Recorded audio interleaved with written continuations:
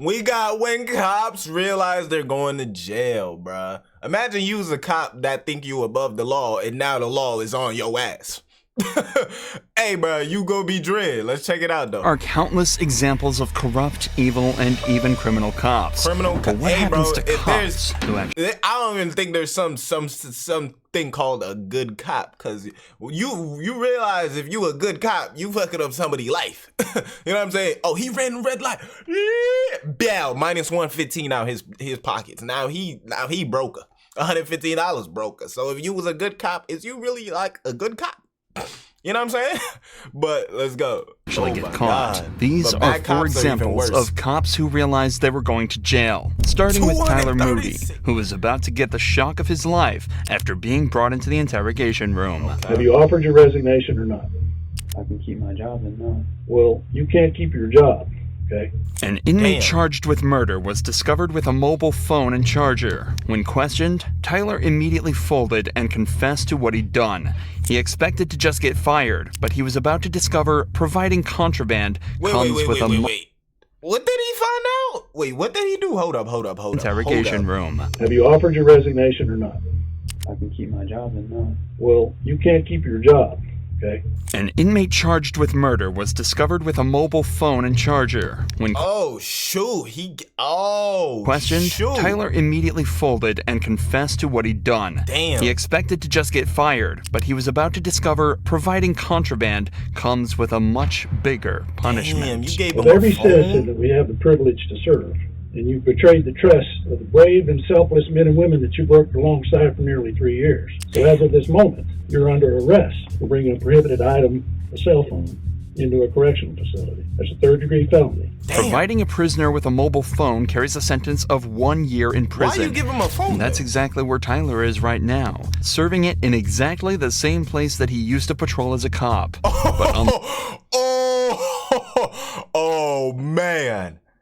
Oh man, them prisoners that he done did wrong. Oh man, it's lit in there. I know. Like Tyler, Stephanie Lazarus didn't get off nearly as easy. Now you're accusing me of this? Is that what you're saying? After decades of investigations, DNA evidence revealed that Stephanie was very likely the culprit of a murder committed in 1986. Because of the high-stakes nature of the case, the detectives made sure to meticulously plan this interrogation. Stephanie was a really successful detective herself, and she had recently received recommendations She was successful because she did this shit. You know what I'm saying? She know what to look for, you feel me? She know what to look for. Good work on a theft case. So the detectives used this and brought her in under the guise that they needed help with a case. I don't want to talk about this in the squadron because I don't know who people are listening. And if we go to my side, everybody's always wondering what everybody else is doing. No problem. Okay. An interrogation room is a strange place for such a conversation to take place, so to put her mind at ease, detectives told her this was the place they'd least be likely to be overheard, as the case details were strictly confidential. Sherry Rasmussen's body had been found at her home after being shot 3 times. At the time, police suspected the murder was a result of a burglary gone wrong, but the case went cold when they couldn't identify the suspect.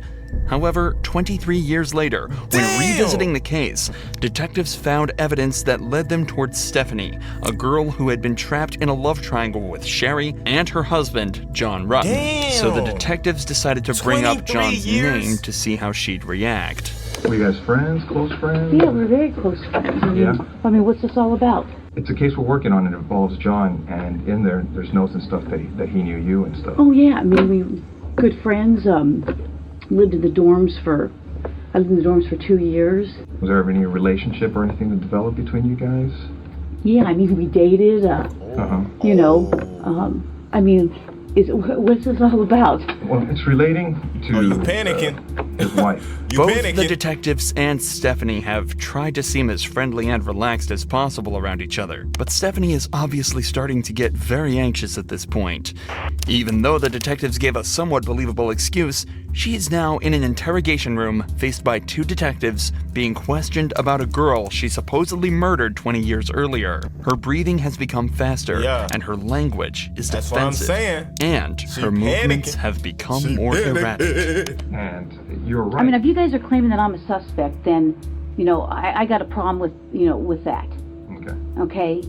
So Nobody said that though. you know, if you're doing this as an interrogation, you're saying, "Hey, I'm a suspect." Well, now I got a problem with, you know, now you're accusing me of this. Defensive. Is that what you're saying? Obviously, you know about all the DNA stuff and things of the nature that, you know, gets done on cases nowadays. You know, if we asked you for a DNA swab, would you be willing to give us one? Maybe. Because now Because I'm thinking I probably need to talk to a lawyer. Stephanie chooses to provide DNA evidence, hoping her willingness to help out would ultimately prove her innocence. But, unfortunately for her, just 5 minutes later, the detectives decide they've heard enough and put her in cuffs. Months later, after a long and arduous trial, a decision was made by the jury. We, the jury, in the above entitled action, find the defendant, Stephanie Eileen Lazarus, guilty of the crime of murder of Sherry Rasmussen. We further find the murder was of the first degree. Stephanie was sentenced to 27 years in prison after being hit with a single felony charge of first-degree murder. But to this next cop, Jalen Fleer, a single felony charge looks like child's play. Can I ask, is this something I should have lawyers on? In April 2020, San Diego police received tips that a man had been engaging in with a local child. 2 months of investigation led directly to Jalen and a mountain of questions that desperately needed answering. So, I know that I have a lot to delve into, but I really want to get to know you first, if you don't mind. Definitely. Okay. So, I'm going to lean back and get comfortable. Okay. Are you comfortable? Do you want to take off your duty belt? No, I'm good. Okay. Can you tell me a little bit about your upbringing? Yeah, so I will ask what this is about. Yeah, so we're looking into some allegations that were made. We're kind of, it started with a Crime Stopper report, so we're just kind of going from there. We did receive a picture that, you know, when we looked into it, it looks similar to you, so I don't know if you can take a look at the picture and just tell me if you've seen this picture before.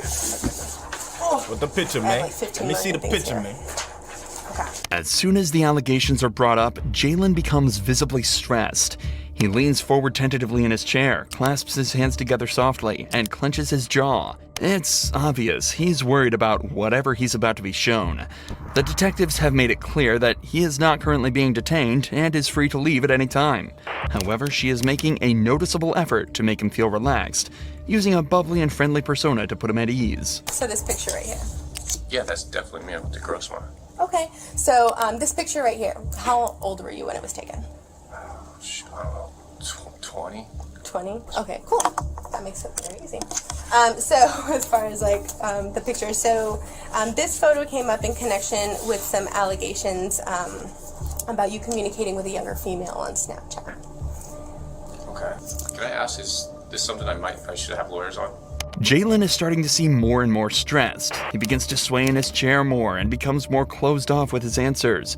But the pressure he's feeling now is nothing compared to what the detective is about to lay on him. So, you know, this, like I said, this photo was sent to this person, so they were in possession of it, and we can't find any connection or reason why this photo would end up with this particular person if it wasn't shared by someone you may know or yourself. I agree, yeah. Okay.